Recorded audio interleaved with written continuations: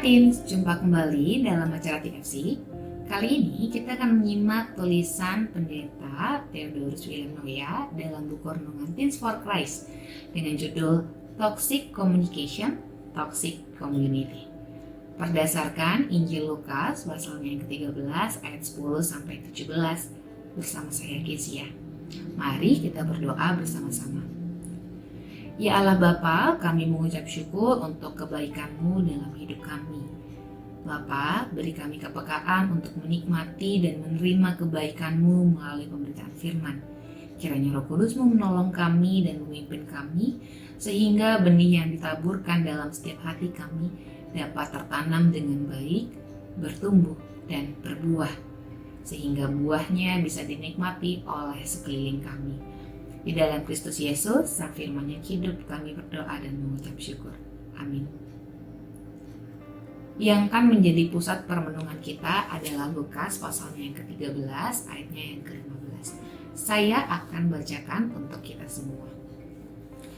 Hai orang-orang munafik, bukankah setiap orang di antaramu melepaskan lembunya atau keledainya pada hari Sabat dari kandangnya?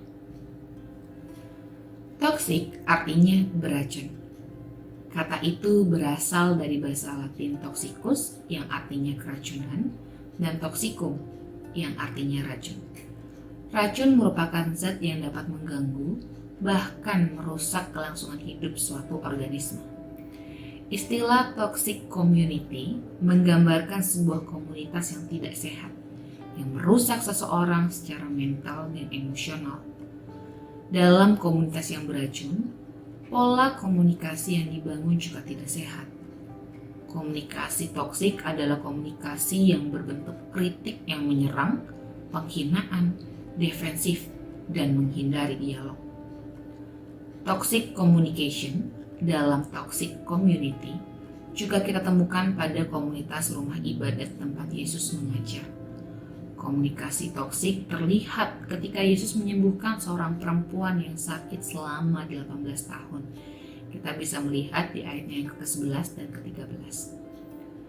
Kepala rumah ibadat itu berkata kepada banyak orang, tetapi sebenarnya ia menyindir dan menyerang Yesus.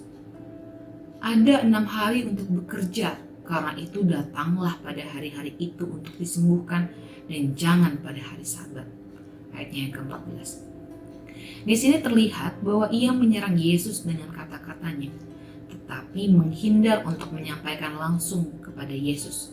Ia juga menghina perempuan yang sakit itu dengan kata-katanya, seolah-olah ia taat kepada hukum Taurat, tetapi sebenarnya kata-katanya beracun. Pola komunikasi toksik itulah yang dibangun dalam komunitas rumah ibadat yang juga toksik tersebut. Teens, mungkin kita sering tidak menyadari bahwa kita hidup dalam lingkungan komunitas toksik. Namun, lama-kelamaan ini akan merusak mental dan emosi kita. Biasanya hal itu terlihat dari cara berkomunikasi yang menjatuhkan dan menyerang, tetapi seolah-olah mendukung. Karena itu, bangunlah komunitas yang sehat melalui komunikasi yang sehat, yang mendukung, bukan menjatuhkan, serta mengutamakan dialog. Mari kita berdoa bersama-sama.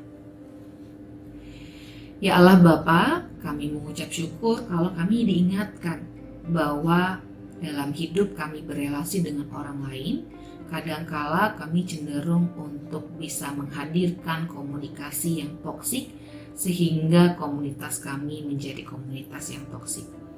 Ajar kami Tuhan, berilah kami kebijaksanaan sehingga kami bisa membangun komunikasi yang baik, komunikasi yang mendukung, komunikasi yang mengutamakan dialog, sehingga komunitas hidup bersama kami bisa menjadi komunitas yang sehat dan baik, sehingga komunitas itu juga bisa mendorong orang-orang untuk terus bertumbuh imannya. Terima kasih Tuhan, di dalam Kristus Yesus kami memohon dan berdoa. Amin. Demikian renungan kita hari ini. Jangan lupa subscribe, like, dan bagikan ke yang lain ya. Tuhan berkati.